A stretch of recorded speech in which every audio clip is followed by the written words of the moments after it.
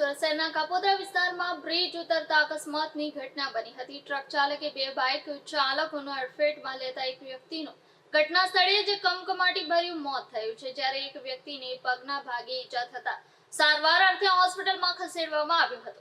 Kapodra bridge ચડતા સમયે પૂરપાટ ઝડપે આવતા એક ટ્રક ચાલકે બે બાઇકને અડફેટે લેતા અકસ્માત સર્જાયો હતો, જેમાં એકનું ઘટના સ્થળે જ મોત નીપજ્યું છે, જ્યારે અન્ય બે લોકોને ઈજા પહોંચતા હોસ્પિટલ ખસેડવામાં આવ્યા છે।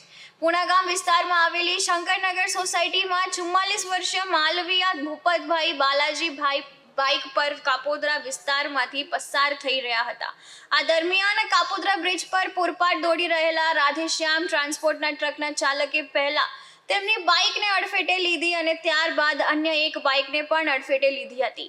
ગમખ્વાર અકસ્માતમાં ભૂપતભાઈનું ઘટના સ્થળે જ મોત નીપજ્યું હતું, જ્યારે ભીમસિંહ પટેલ સહિત બે લોકોને ગંભીર ઈજા પહોંચતા હોસ્પિટલ ખસેડવામાં આવ્યા છે।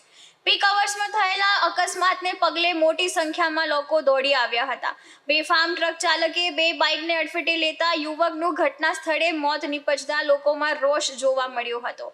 અકસ્માતના પગલે ટ્રાફિક જામ સર્જાયો ગયો હતો। આ ઘટના અંગેની જાણ થતાં કાપોદ્રા પોલીસનો કાફલો ઘટના સ્થળે દોડી ગયો હતો। કાપોદ્રા પોલીસે ઘટના સ્થળેથી ટ્રક ચાલકની અટકાયત કરી પોલીસ સ્ટેશન લઈ જવામાં આવ્યો હતો, જ્યારે અકસ્માતમાં મોતને ભેટનારના મૃતદેહને પોસ્ટમોર્ટમ અર્થે સ્મીમેર હોસ્પિટલમાં ખસેડવામાં આવ્યો છે।